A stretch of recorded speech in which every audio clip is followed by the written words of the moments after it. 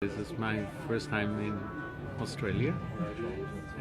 This year I also came to judge in New Zealand, and I'm very impressed with the quality of the horses that you have here. The ones that are imported and the ones that are bred here. I was an international rider. I competed in 3 Pan American Games and 5 South American, Bolivarian and Central American Games. And I became a 2-star judge 5 years ago, and last December I was promoted to 4-star. Usually judge a lot in North America, US and Canada, throughout Central and South America, and Greece and Germany as well. Very happy with the quality of the horses. As a matter of fact, I saw today one of the best I-1 rides that I have seen. Really, really good quality of horses and really good quality of riding. And I was very impressed with the young horses.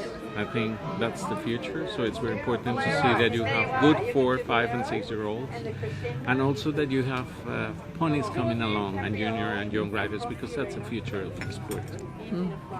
Come to Australia, all 3 of my kids were here for working, holidays, whatever, and I think Sydney is one of the most beautiful cities in the world, and I love to come here.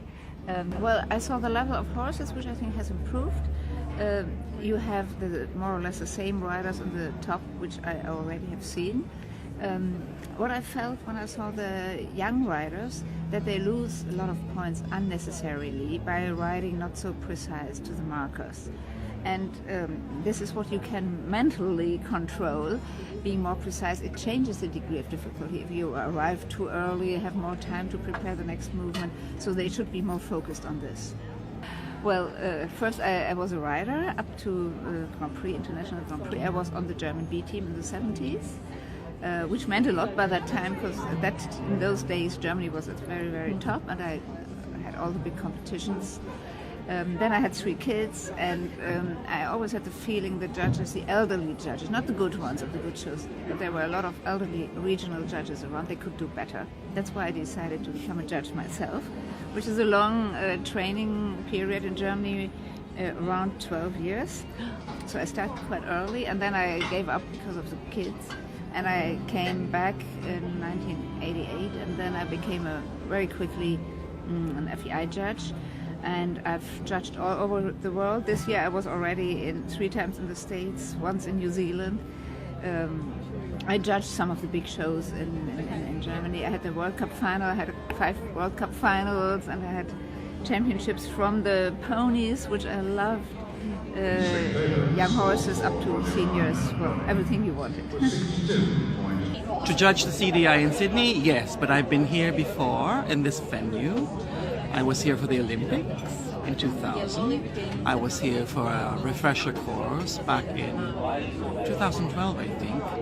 And then I shadow judged sometime, maybe 2013 or 14.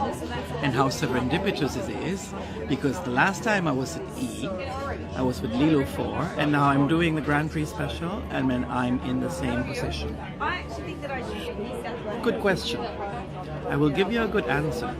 I used to ride Ula Salzgeber before she became famous, was my coach. She used to come from the Philippines, and she was just in the B team. She was wanting to break through to get into the A team, but it was tough being in the German team. And one day she said, if I go to the Olympics one day, would you watch? And we all said, yes, we will. And one day she did, and this was in Sydney, and this is where we went. And if you see the videotapes of Ula after her freestyle, we had the "We love Ula" sign on the far side, short side. I'm a fashion designer, Bright Profession. My label is called Barba. I say it's a little bit left of center. You could see some of traditional clothes because that's what sells, but I like to experiment too, so I go on the other end of the stick and be experimental, within the bounds of reason, of course. Let's see.